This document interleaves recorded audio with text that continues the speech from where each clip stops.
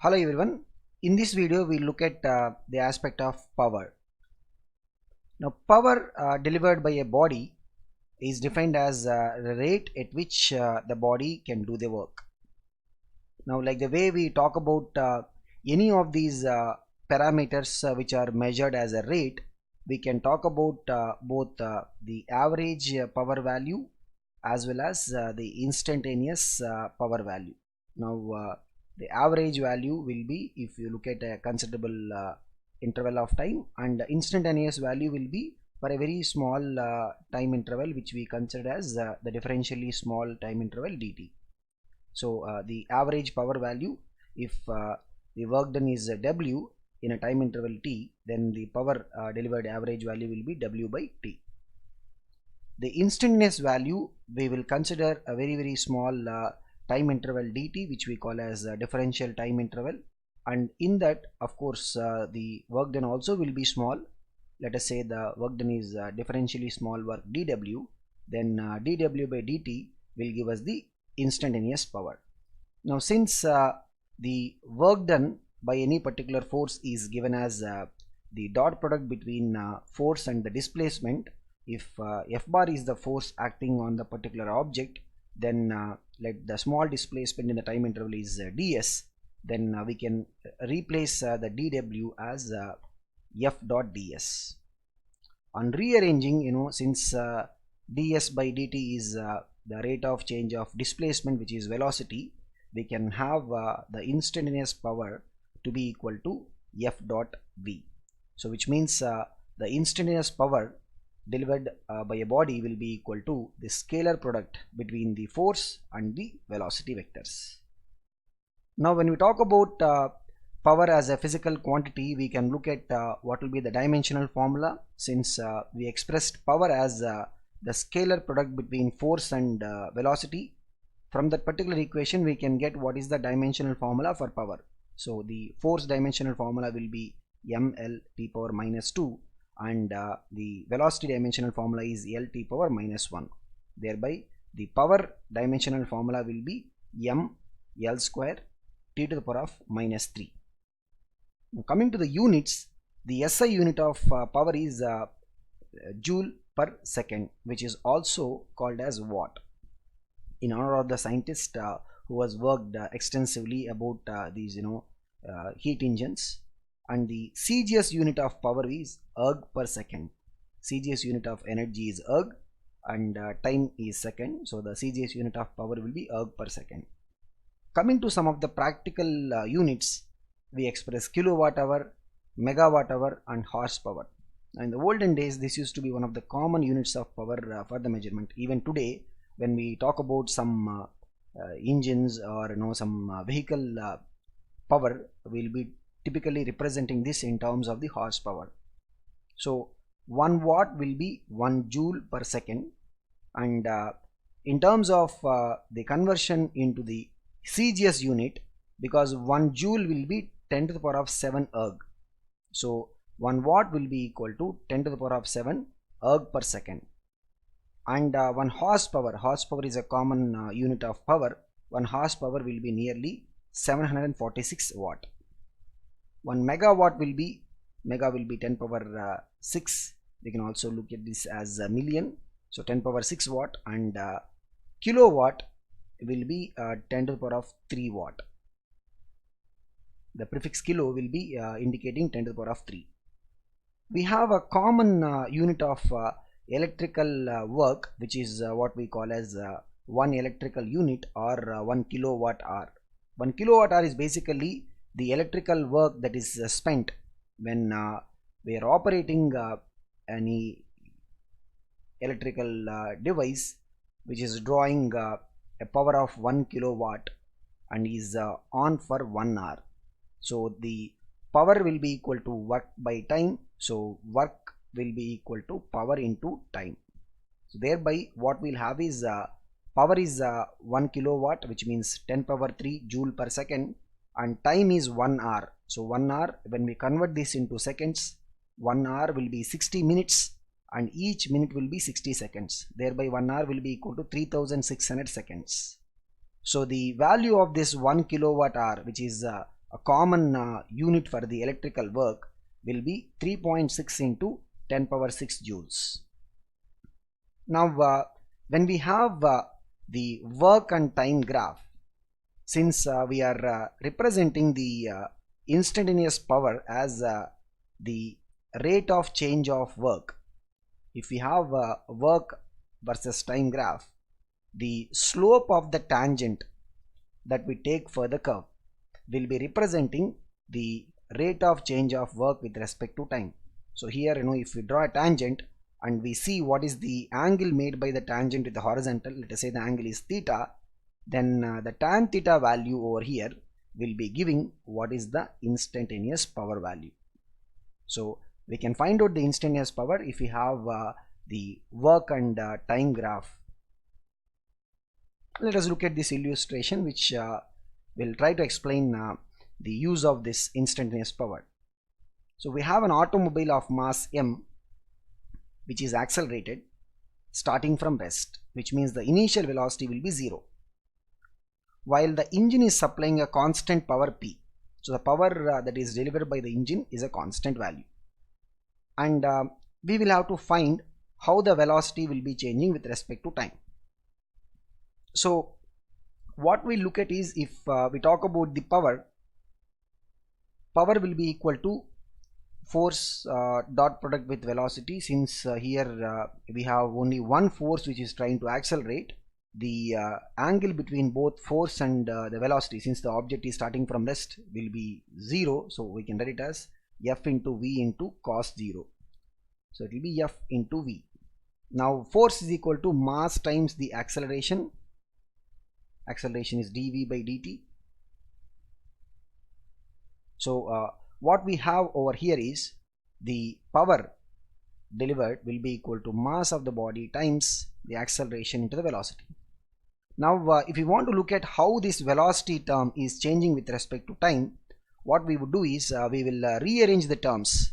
So we have the expression p is equal to m into dv by dt into v. So we will bring this dt onto the LHS, so it will go to the numerator. So what we'll have is p dt is equal to m into, we can say, v into dv. So we are just rearranging these two values. Now if you want to find how the velocity will be changing with respect to time, we would be integrating this starting from 0, because the velocity value is starting from 0, since the object is at rest initially, to a final value, let us say v, and the time will be varying from 0 to t. So on the LHS, p is a constant, since they mentioned that it is a constant power.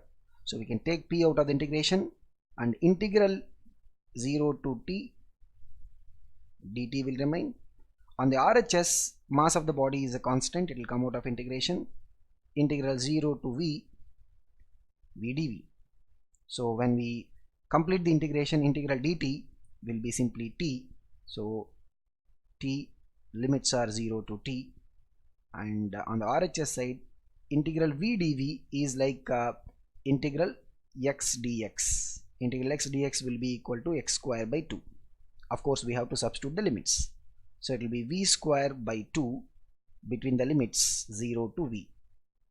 Now on the LHS, what we have is p into t is equal to, on the RHS we will be having m into, the final velocity is v, so it will be v square by 2 minus the initial velocity is 0, so 0 square by 2. That is how we will be opening up the integration value. Always the integral value final minus integral value initial. So 0 square by 2 is anyway 0, so thereby what we have is m into v square by 2. So we are looking for the expression for the velocity, so 2 pt by m. So when we bring both the 2 as well as m to the left hand side, 2 will go to the numerator and m will come to the denominator, will be equal to v square.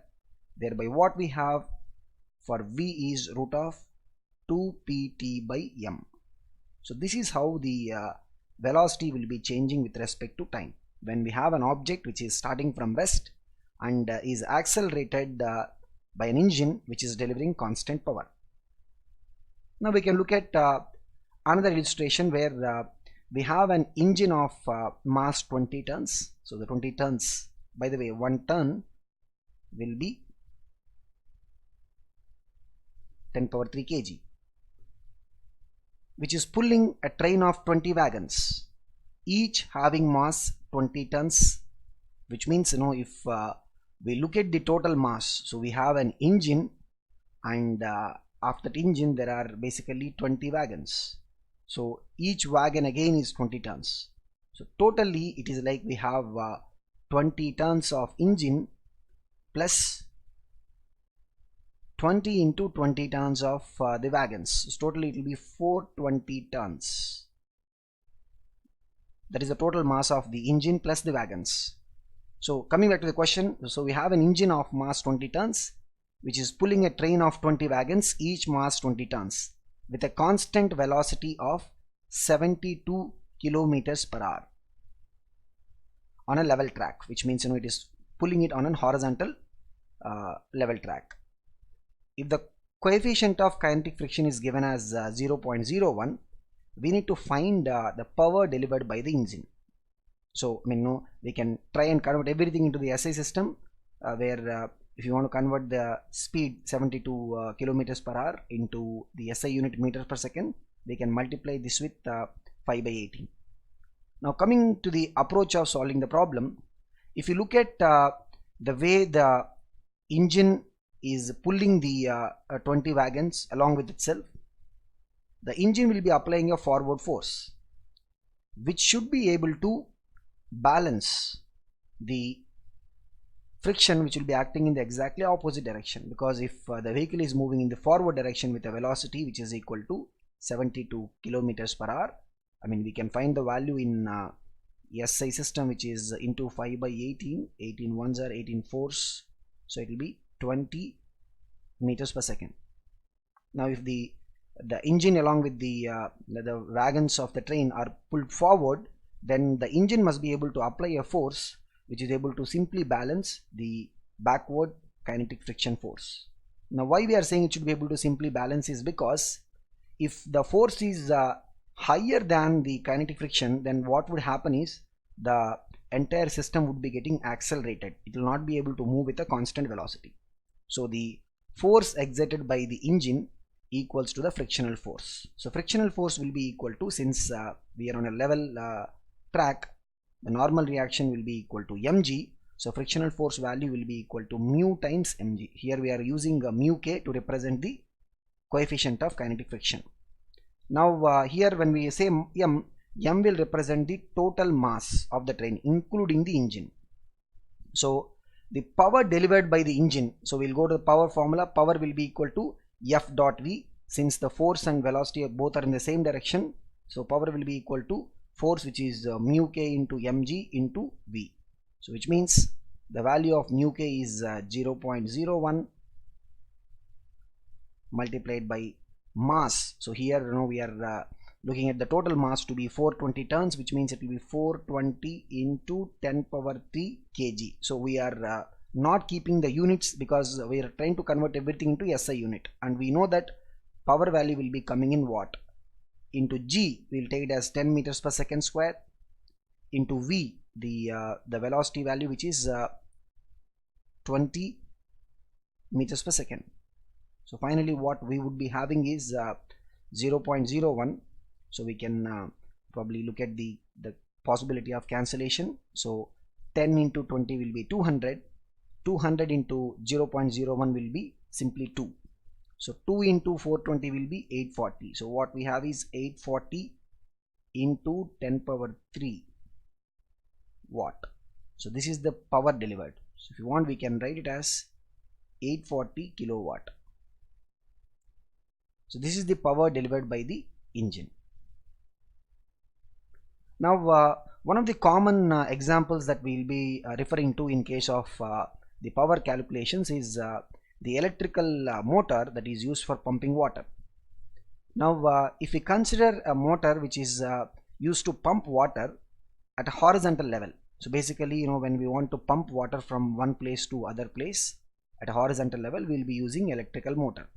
So typically the motor will be pumping water at a a particular speed. So in this case the speed is given to be v, and the mass flow rate. So mass flow rate basically represents the amount of water in terms of mass that is pumped by the electrical motor in a given time.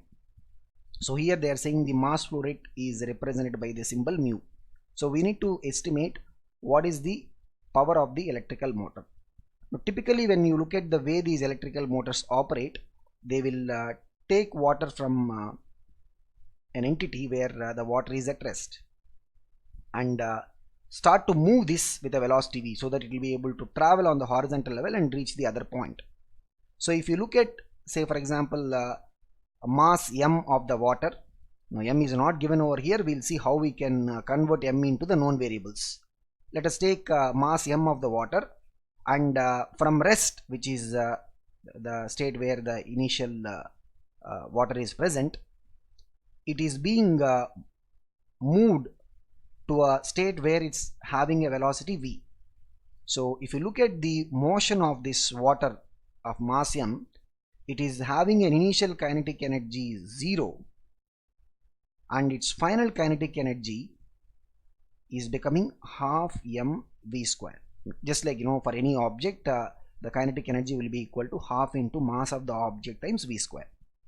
So the work that is done by the electrical motor in moving this mass of water from rest to a velocity v will be final kinetic energy minus initial kinetic energy. So here we are basically using the work energy theorem, which will be equal to half mv square minus 0, that is simply half mv square.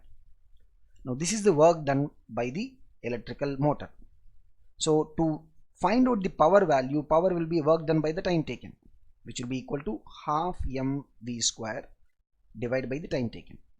Now just on rearranging, so we have this half into, so we'll just take the t along with m, so m by t into the v square. Now this m by t represents, so we are looking at m to be the mass of water that is moved, and t is the time which is taken for moving it. So the m by t essentially represents the mass flow rate, which is given as mu over here. So the power delivered by the electrical motor, which is used to pump water on a horizontal level with a speed v and mass flow rate mu, will be equal to half into mu into v square. Now we look at the use of electrical motor to pump water in other case. So we can pump water to an overhead tank of height h. In this case also the mass flow rate is given as mu. Now the way we will look at the operation here is, when the water is taken from the container at the level or the surface, we assume that the water to be at rest. Even when we move it to the top of a building or something where we'll have these overhead tanks usually, so we are actually moving the water through a height h, and final state also the water is supposed to be at rest because it is going and settling in the tank. Now when we look at the work that is done by the electrical motor, if you take a mass m, initially the mass m of the water is at rest, so there is no concept of kinetic energy. Finally also it is at rest, so there is no concept of kinetic energy. But initially if you take this as the reference, the potential energy of the water will be 0. Whereas when it is going to a height h, the final potential energy of the water will be m into g into h. So work done by the electrical motor in taking the water from the surface level to the height h will be equal to the final potential energy minus initial potential energy, since here there is no involvement of the kinetic energy term. So which will be equal to mgh minus 0, which is equal to mgh. So where m represents the mass of water that is being taken. Now power will be work done by time taken, which means it will be equal to mgh by the time taken. Now again we will take the m and t terms together, so we'll have m by t into gh. So m is the mass that we are moving from the surface level where we have the storage of water to the overhead tank, which is at a height h. M by t, t represents the time which is taken, so the m by t is nothing but mass flow rate, which is given as mu into gh. So this will be the power delivered by the electrical motor in this case. So these are the two common applications where we will be using the electrical motors. Now sometimes they will talk about the efficiency. The efficiency is, if you have an electrical motor, let us say the electrical energy consumed, not every electrical energy that is consumed might be useful in doing the mechanical work. So electrical energy multiplied by the efficiency, we can look at efficiency factor, will be equal to the mechanical work. So mechanical work here we are talking about the work done in moving the water through a horizontal surface, or work done in moving the water from the surface level to overhead tank. So basically the relation will be, if you divide both sides by time, what we'll have is the electrical power that is consumed multiplied by the efficiency factor will be equal to the power that is actually measured or recorded.